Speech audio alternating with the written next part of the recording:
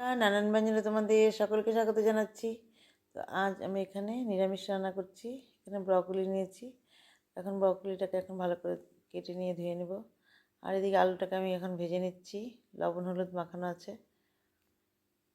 আর আমার এই কড়াইটা তো তোমাদের আগেই বলেছি, দুটো নতুন কড়াই, আমি মানে কিছুতেই পরিষ্কার হয় না, এরকমই হয়ে গেছে এগুলো। আর এখন এর মধ্যে আলুটা হালকা একটু ভেজে নিয়ে এখন এর মধ্যে ব্রকলি দিয়ে দিলাম।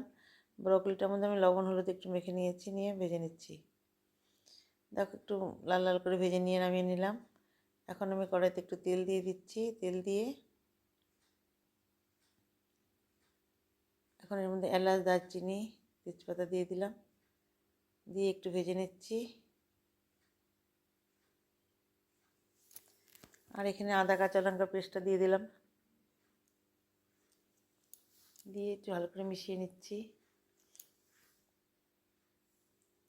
এখন এর মধ্যে দিয়ে দিব হচ্ছে টমেটো পেস্ট,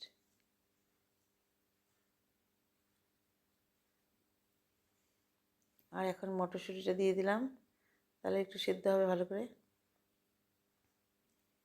তো এখন এর মধ্যে দিয়ে দেবো হচ্ছে লবণ দিয়ে দিলাম, এখন একটু হলুদ দিয়ে দেবো। তো লবণ হলুদটা দিয়ে একটু ভালো করে মিশিয়ে নিচ্ছি। আর এখন এখানে জিরে গুঁড়ো আর ধনে গুঁড়ো দিয়ে দিচ্ছি।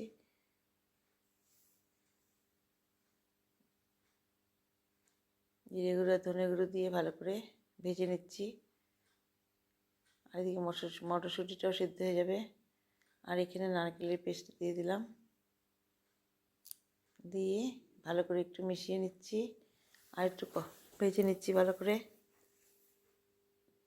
তো মশলাটাকে ভালো করে কষিয়ে নিয়ে এখন এর মধ্যে ব্রকলি আর আলুটাকে দিয়ে দিলাম,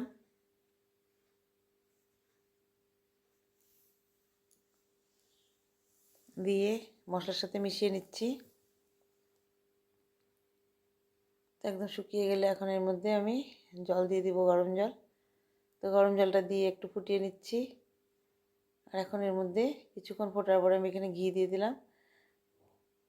ঘি দিয়ে এখন আমি এর মধ্যে আরেকটু ঘি দিয়ে দিলাম, দিয়ে নিয়ে এখন ভালো করে কষিয়ে নিচ্ছি। কষিয়ে নিয়ে এখন এর মধ্যে একটু ধনেপাতা দিয়ে দিব, ধনেপাতা দিয়ে নামিয়ে নেব। আর নতুন বন্ধুরা যদি তোমরা দেখে থাকো তাহলে প্লিজ একটু কমেন্টস করে বন্ধু হয়ে আসবে, আমিও তোমাদের পাশে থাকবো। এখন ধনেপাতা দিয়ে আমি এটাকে নামিয়ে নিচ্ছি। আর পুরনো বন্ধুরা তোমার সঙ্গে তো পাশে থেকো, আর আমি আছি তোমাদের সাথে। এইভাবে ফুটিয়ে নিয়ে আমি এখন এটাকে নামিয়ে নেব তরকারিটাকে। তোমরা সবাই ভালো থেকো, সুস্থ থেকো, নমস্কার।